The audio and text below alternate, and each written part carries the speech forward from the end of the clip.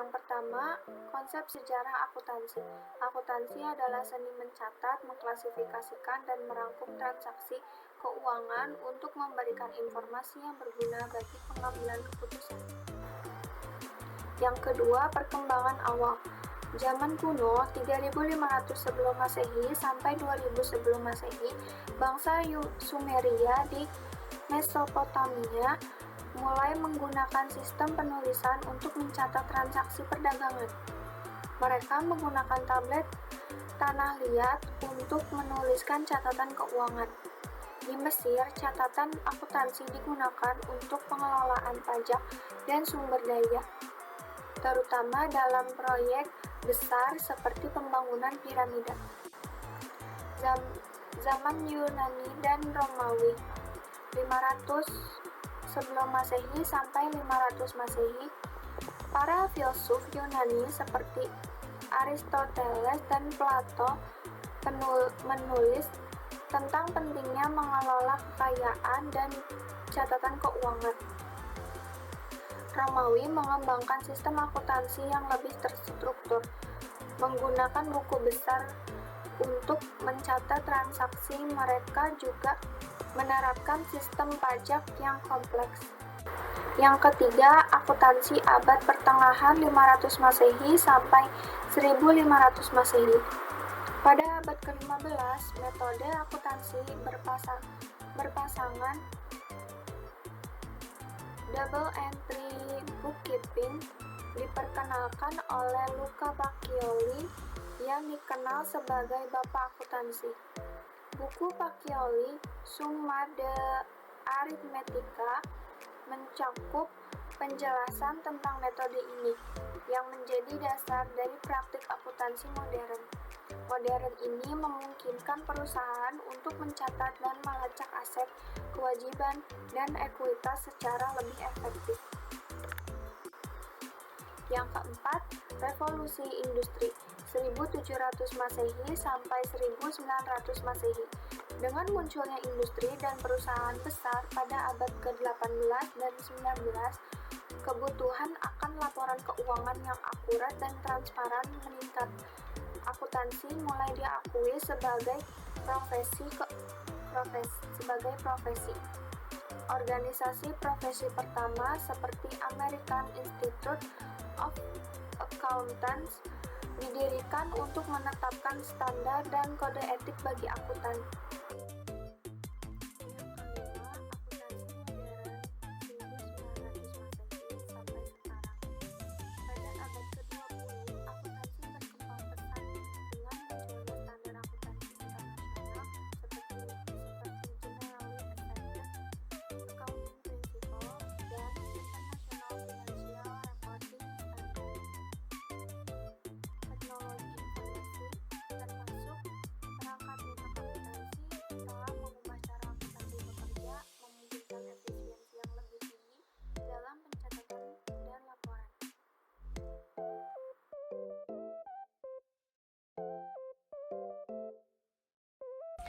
Satu, masuknya akuntansi ke Indonesia. Akuntansi mulai dikenal di Indonesia pada masa penjajahan Belanda pada abad ke-17.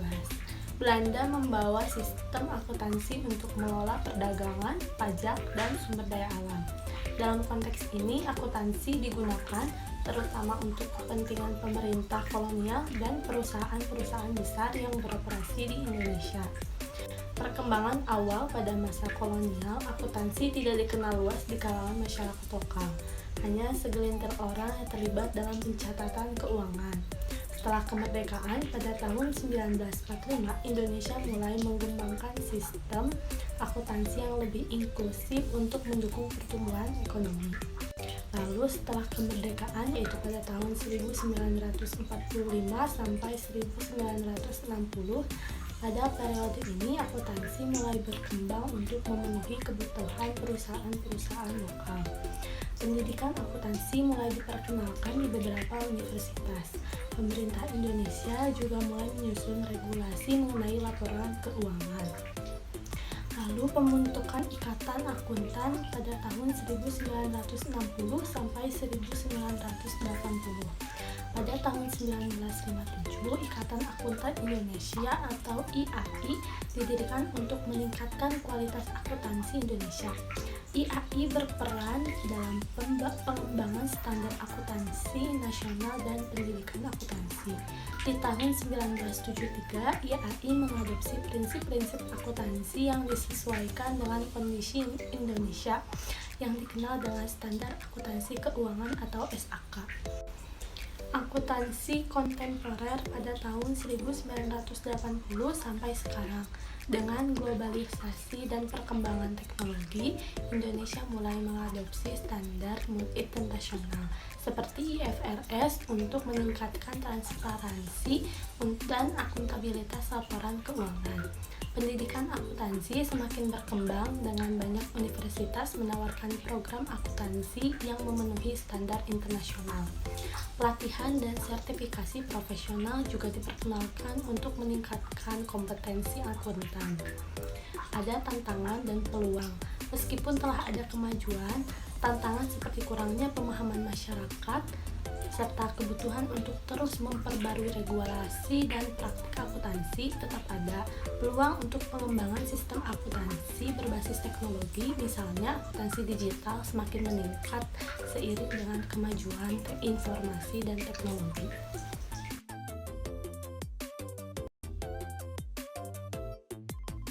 Latar belakang perusahaan pada PT NV Technologies Indonesia Tbk adalah perusahaan yang terdaftar di Bursa Efek Indonesia atau disebut BEI dan bergerak di bidang teknologi informasi serta layanan digital. Dalam beberapa tahun terakhir, perusahaan ini telah mengalami pertumbuhan yang signifikan, menarik perhatian investor dan analisis. Dugaan manipulasi laporan keuangan muncul ketika terdapat indikasi bahwa perusahaan mungkin telah menyajikan informasi keuangan yang tidak akurat atau menyesatkan. Ada beberapa aspek yang sering diperiksa dalam kasus manipulasi, yaitu 1. Pencatatan pendapatan. Pada dugaan, perusahaan diduga mencatat pendapatan yang belum direalisasi atau mengakui pendapatan transaksi yang belum terjadi. Pada indikator, pertumbuhan pendapatan yang tiba-tiba dan tidak sejalan dengan tren industri atau kondisi pasar. 2. Pengeluaran dan biaya. Pada dugaan manipulasi pengeluaran dengan menunda pengakuan biaya atau mengklarifikasikan biaya sebagai aset untuk meningkatkan laba. Sedangkan indikator pada laporan laba rugi yang menunjukkan laba bersih yang tidak realistis dibandingkan dengan arus kas atau rasio kewajiban. 3. Aset dan liabilitas. Pada dugaan menginflasi nilai aset atau menyembunyikan liabilitas untuk memperbaiki posisi keuangan. Sedangkan indikator ketidaksesuaian antara nilai tercatat aset dan nilai pasar yang wajar. Dampak manipulasi. Dugaan manipulasi laporan keuangan dapat berdampak serius pada sebagai pihak, yaitu investor, kehilangan kepercayaan dan potensi kerugian finansial, dan regulator, tindakan hukum dan sanksi dari otoritas jasa keuangan atau disebut OJK, dan reputasi, kerusakan reputasi perusahaan di pasar dan di kalangan mitra bisnis. 4. Hubungan dengan sejarah akuntansi. Dugaan manipulasi laporan keuangan pada PT NV Technologies Indonesia Tbk dapat dilihat dalam konteks sejarah akuntansi yang menekankan pentingnya transparansi dan akurasi. Sejak zaman kuno, akuntansi telah berfungsi untuk mencatat dan melaporkan informasi keuangan secara jujur. Praktik manipulatif seperti yang diduga terjadi di perusahaan ini bertentangan dengan prinsip akuntansi yang beretika.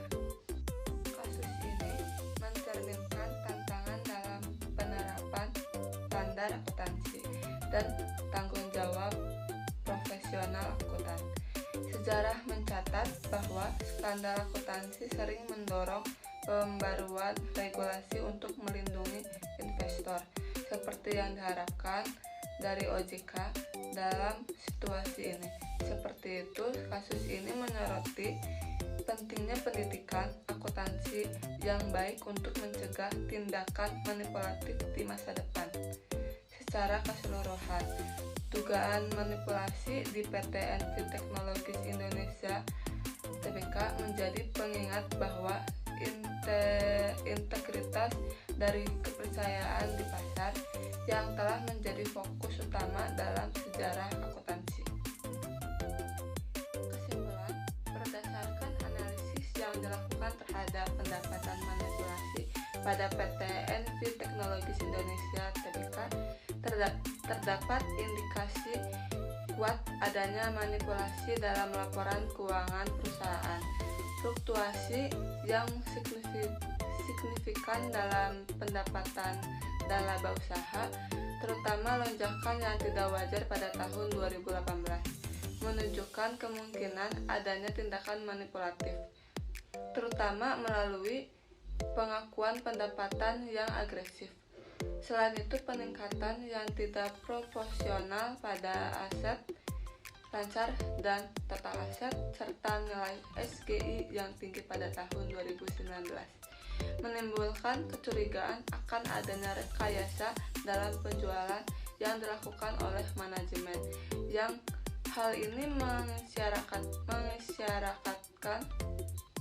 adanya praktik yang tidak etis dalam upaya meningkatkan citra keuangan perusahaan. Oleh karena itu, investor dan kreditor perlu melakukan analisis lebih lanjut dan meningkatkan kewaspadaan terhadap kemungkinan manipulasi laporan keuangan yang dilakukan oleh perusahaan. Saran untuk mengatasi potensi manipulasi laporan keuangan yang teridentifikasi dalam analisis atas PT Envy Technologies Indonesia Tbk, yaitu 1. Penguatan pengawasan internal. Perusahaan perlu meningkatkan fungsi pengawasan internal untuk memantau dan mengelola risiko terkait dalam manipulasi laporan keuangan. Langkah-langkah ini dapat mencakup peningkatan pemantauan terhadap kebijakan pengakuan pendapatan dan pengelolaan aset serta pelaksanaan audit internal yang lebih ketat. 2. Transparansi dan keterbukaan. Manajemen perlu meningkatkan transparansi dan keterbukaan dalam pelaporan keuangan dengan membiarkan informasi yang lebih rinci dan jelas mengenai metode pengakuan pendapatan, aset, dan penjualan. Hal ini membantu mengurangi kecurigaan dari pihak investor dan kreditor. 3. Peningkatan kepatuhan terhadap standar akuntansi. Perusahaan harus memastikan kepatuhan penuh terhadap standar akuntansi yang berlaku, seperti PSAK 72, dan memastikan bahwa kebijakan akuntansi yang diterapkan tidak memberikan celah bagi praktik manipulasi. 4. Pelatihan dan kesadarannya karyawan. Menyelenggarakan pelatihan reguler untuk karyawan tentang etika bisnis, kepatuhan peraturan, dan bertanggung jawab dalam pelaporan keuangan. Hal ini membantu menciptakan budaya perusahaan untuk mengutamakan integritas dan transparansi.